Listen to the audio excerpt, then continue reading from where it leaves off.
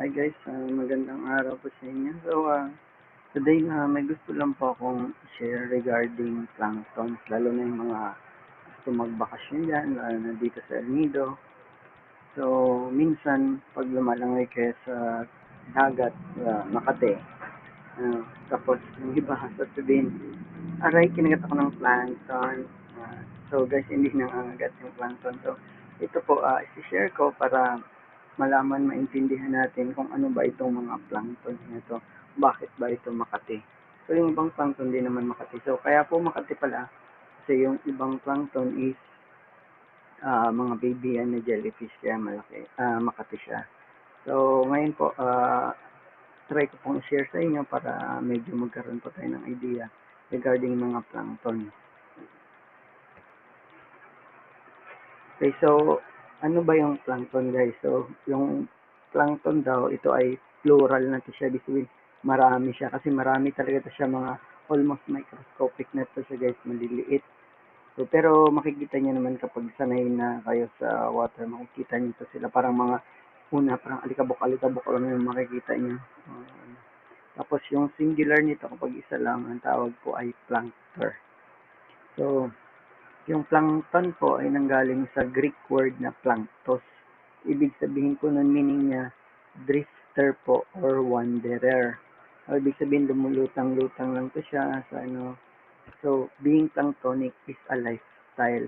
Any organism unable to swim against the current, go with the flow lang to siya. So, ito po yung mga, kunwari, crabs na mga baby. So, dumadaan po sila sa tinatawag na planktonic stage. Jellyfish, fish, mga shells, may mga dumadaan sa planktonic stage. Kaya makating iba. So, kasi mga baby yan na jellyfish.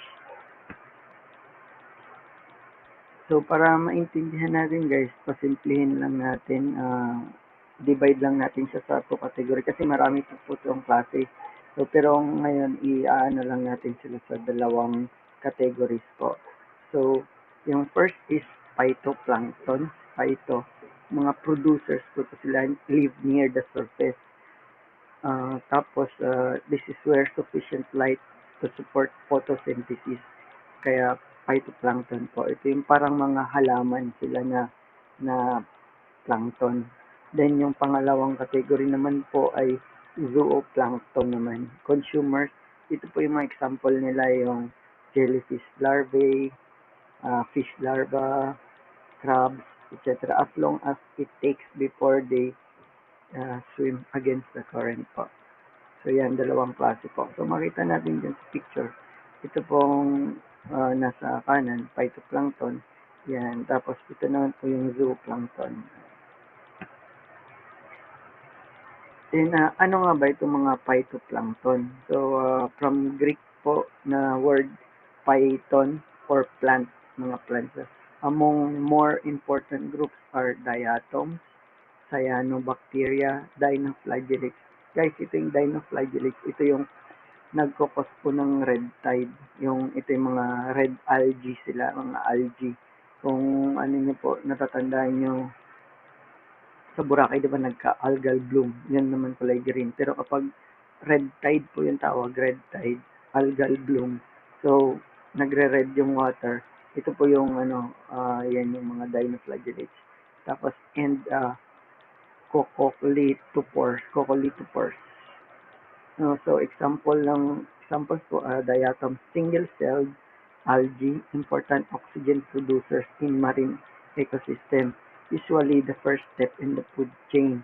There are holoplanktonic, both asexual and sexual reproduction. So, kaya po nilang mag reproduction ng asexual and sexual po. So, ito po medyo magulo kapag explain pa natin yung haloplankton na yan. So, ito, focus lang po tayo sa phytoplankton.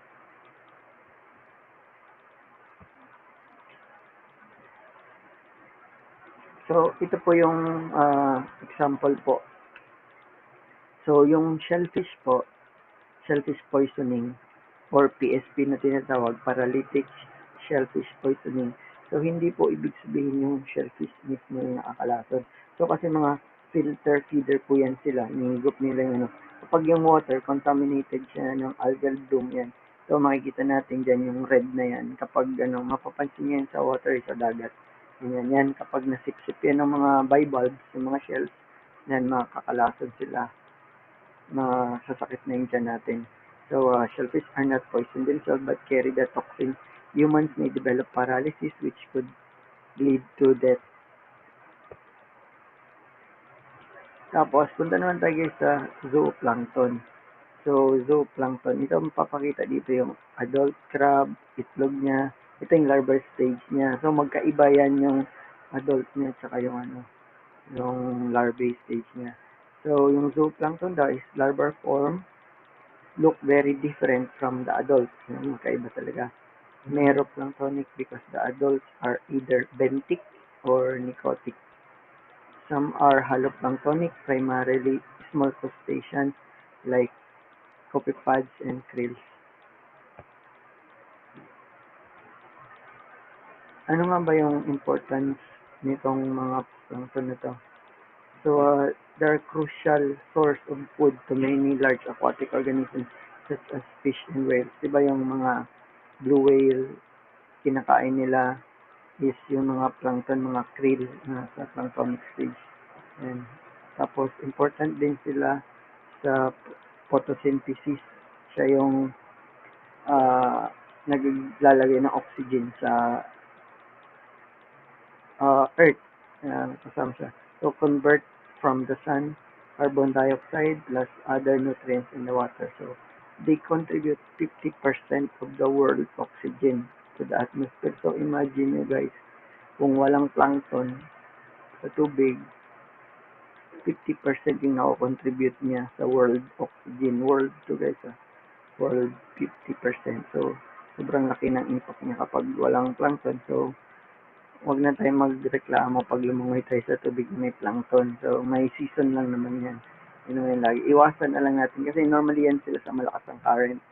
So, iwasan tayo sa malakas ang current para hindi tayo matamaan ng mga sting ng mga baby jellyfish. So, yan. Ito yung sinabi ko na rin na why do we need plankton. Ito, yan. So, ito tayo, yung sa barko. So, yung ginagawa ng plankton, nire-remove niya yung carbon dioxide sa atmosphere. So, nag-provide siya ng oxygen.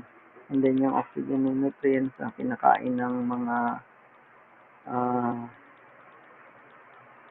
tao, humans, or mga animals. And food source sila. Okay, so yun lang po guys. Thank you po sa manonood ng video. Sana po pa-like na lang din po ng video. Then mag-share pa po tayo ng mga ibang